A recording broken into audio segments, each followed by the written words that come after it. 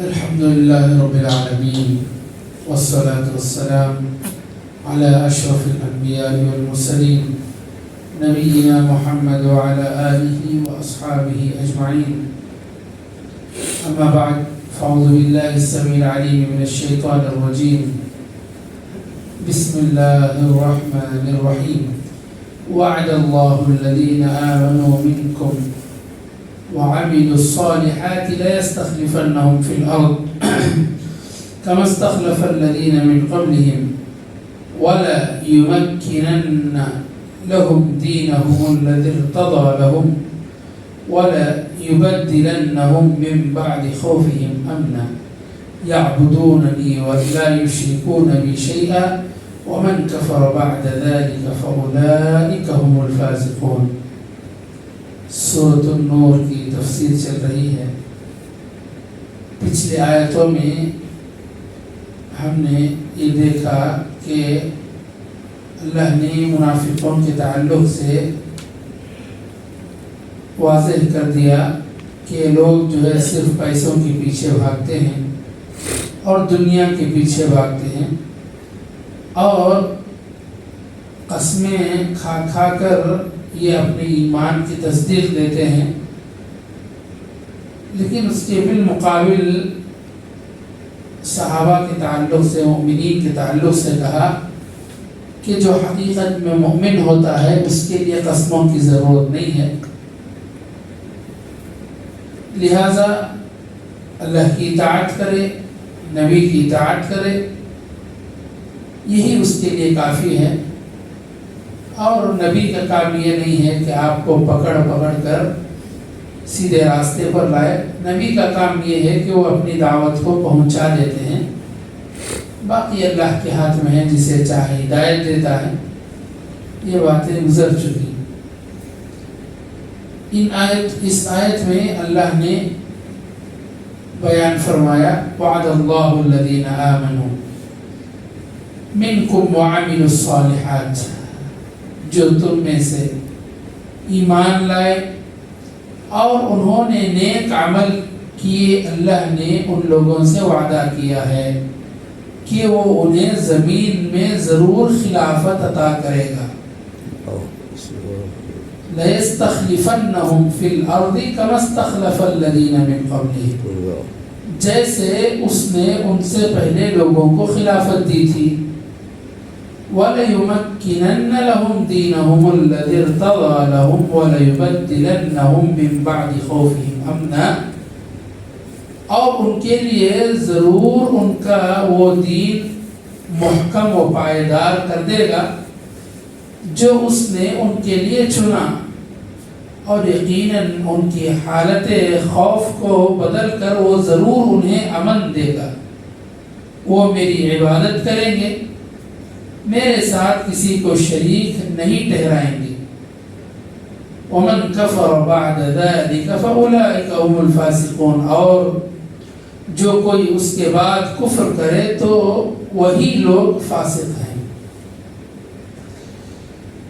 یہ آیت بہت اہم آیت ہے، کیونکہ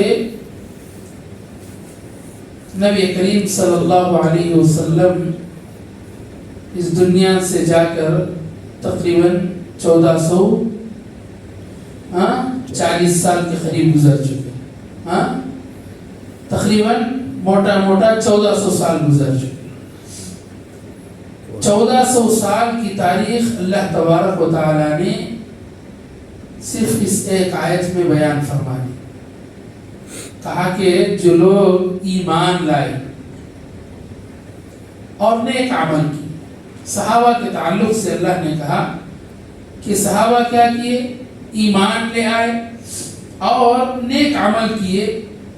تو اللہ تبارک و تعالیٰ کا وعدہ یہ ہے کہ ان کو زمین کا خلیفہ بنائے گا. مؤمنوں سے کیا ہوا وعدہ حکومت کا اللہ نے اپنے رسول سے یہ وعدہ فرمایا ہے کہ وہ آپ کی امت کو زمین میں خلیفہ یعنی لوگوں کے امام اور حکمران بنائے گا. کہ علاقوں کی فلاح و بہبود انہی کی وجہ سے ہوگی. بندگان الہی اللہ کی دعوت لوگوں میں اگر پھیلے گی تو اسی وجہ سے پھیلے گی، کیونکہ وہ لوگ ایمان والے تھے، نیک عمل کرنے والے تھے، اور اللہ کا وعدہ سچا ہو کر رہے گا. نبی کریم صلی اللہ علیہ وسلم کے وفات کے بعد خیبر، بحرین، جزیرہ عرب اور اسی طرح سارا یمن فتح ہو گیا تھا. آپ صلی اللہ علیہ وسلم نے مجوسیوں اور شام کے بعض علاقوں سے جزیہ بھی وصول فرمایا. یعنی خود نبی کے زمانے میں عرب علاقہ چھوڑ کر شام کا جو علاقہ ہے، سیریا کا جو علاقہ ہے، ہمیں واقعات اور دلائل ملتے ہیں کہ نبی کریم صلی اللہ علیہ وسلم نے وہاں سے بھی جزیہ وصول کیا. جزیہ کا مطلب کیا ہے؟ ٹیکس. آج کی طرح ٹیکس نہیں، لیکن اگر کوئی ہماری زمین میں رہنا چاہتا ہے تو اس کے لیے آپشن ہے. پہلا آپشن کیا ہے؟ کہ وہ اسلام قبول کر لے. اس کے لیے کوئی بات نہیں ہے، اسلام قبول کر لے گا، وہ دنیا میں جہاں ہے وہ امن کے ساتھ رہ سکتا ہے، خاص کر ہماری جو حکومت ہے وہاں تک. دوسرا کیا ہے؟ اگر نہیں قبول کرتا تو اس کے لیے زور زبردستی نہیں ہے. لا یکلف اللہ نفسا الا وسعها. کسی بھی انسان کے لیے مذہب تبدیل کرنے میں یا کوئی اور کام کرنے میں دین اسلام میں زور زبردستی نہیں ہے. اگر ہماری زمین میں رہنا چاہتا ہے تو ہم اس کے کیا کریں گے؟ سیکیورٹی پرووائڈ کریں گے، ہم اس کی حفاظت کریں گے. اس کے بدلے میں وہ کیا کرے؟ جزیہ ادا کرے. تو نبی کریم صلی اللہ علیہ وسلم جزیہ ان علاقوں سے لیتے تھے جو شام کے علاقے ہیں. رسول اکرم صلی اللہ علیہ وسلم جب چلے گئے، اللہ نے آپ کے لیے اسی عزت و شوکت کو پسند کر لیا جو آپ کے لیے اپنے ہاں تیار فرما رکھی تھی. تو آپ کے بعد آپ کے اس مشن کے علم بردار آپ کے خلیفہ حضرت ابو بکر رضی اللہ عنہ بنے. نبی کریم صلی اللہ علیہ وسلم کی وفات کے بعد پیدا ہونے والے حالات پر حضرت ابو بکر نے قابو پایا. سب سے پہلے منافقوں کے ساتھ، پھر جو ہے مانعین زکوٰۃ کے ساتھ، پھر مرتدین کے ساتھ ان کا جو ہے ٹکراؤ ہوا، جہاد ہوا مرتدین کے ساتھ. پھر حضرت ابو بکر رضی اللہ عنہ نے حضرت خالد بن ولید کی قیادت میں بلاد فارس کی اس طرف جو ہے روانہ کیا. انہوں نے یہاں کے بہت سے علاقوں کو فتح کیا. اور اسی طرح حضرت ابو بکر رضی اللہ عنہ کے تعلق سے بھی آتا ہے کہ مشرق سے مغرب تک مسلمانوں کی جو حکومت دنیا میں ہوئی تھی، تقریباً آدھی دنیا سے زیادہ تقریباً حضرت عمر رضی اللہ عنہ کی خلافت پھیل چکی تھی. یہ اللہ تبارک و تعالی کا وعدہ ہے. اور آپ سب جانتے ہیں کہ مسلمانوں نے خلافت کیسی، تقریباً ہندوستان پر 1000 سال مسلمانوں کی حکومت رہی. اور اسی طرح اسپین پر قسطنطنیہ کہا جاتا ہے اسے. اسپین پر 1000 سال تقریباً مسلمانوں کی حکومت رہی. یہ سب اللہ تبارک و تعالی کا وعدہ ہے. ٹھیک ہے، یہ الگ بحث ہے کہ بعد میں آتے آتے حکمران دنیا کو چاہنے لگے، مختلف گناہ کرتے رہے، یہ الگ مسئلہ ہے. لیکن اللہ تبارک و تعالیٰ نے اس خلافت کا جو دبدبہ تھا، آج سے 200 سال پہلے تک بھی آدھی دنیا تک مسلمانوں نے حکومت کی. یہاں یہ سوچنے کی بات ہے کہ خلافت کا مطلب یہ واضح ہے کہ زمینی خلافت ہے. زمین کے اوپر یہ خلافت کرنا ہے. لیکن مسلمانوں کی اگر ہسٹری پڑھے تو ہر میدان میں مسلمانوں نے خلافت کی. یہ معنوی معنی میں بتا رہا ہوں. حقیقی معنی کیا ہے؟ زمین پر اللہ نے خلافت دی، ساری دنیا کو مسلمانوں نے فتح کیا. لیکن اس کے مقابلے میں معنوی جو خلافت تھی، ہر میدان میں مسلمانوں نے خلافت کی اور آگے بڑھے. آپ سائنس کے میدان کو اٹھا لیں، سائنس میں ابن سینا نے جو القانون فی الطب یعنی میڈیکل سائنس کے اوپر جو کتاب 40 جلدوں میں لکھی، یہ دنیا کی سب سے پہلی کتاب تھی جو میڈیکل سائنس میں اتنی بڑی کتاب لکھی گئی، اور یورپ و امریکہ میں آج سے 200 سال پہلے تک بھی اس کتاب کو پڑھایا جاتا تھا۔ آج آپ جتنے سرجری وغیرہ کے آلات دیکھتے ہیں یہ سب مسلمانوں نے ایجاد کیا۔ الجبرا کو اٹھا لیں، میتھمیٹکس میں جو الجبرا ہے، دوسرے حسابات کے جو طریقے ہیں، ان تمام طریقوں کو مسلمانوں نے ایجاد کیا۔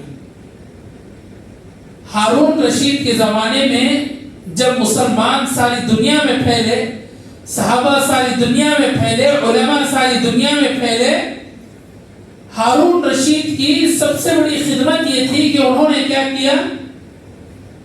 بغداد اور دوسرے شہروں کو مرکز بنایا، بنا کر وہاں علم کا گڑھ بنایا، اور بغداد اور دوسرے جو شہروں نے علم کے تعلق سے جو کام کیا، دنیا نے ایسی تاریخ پیش نہیں کی۔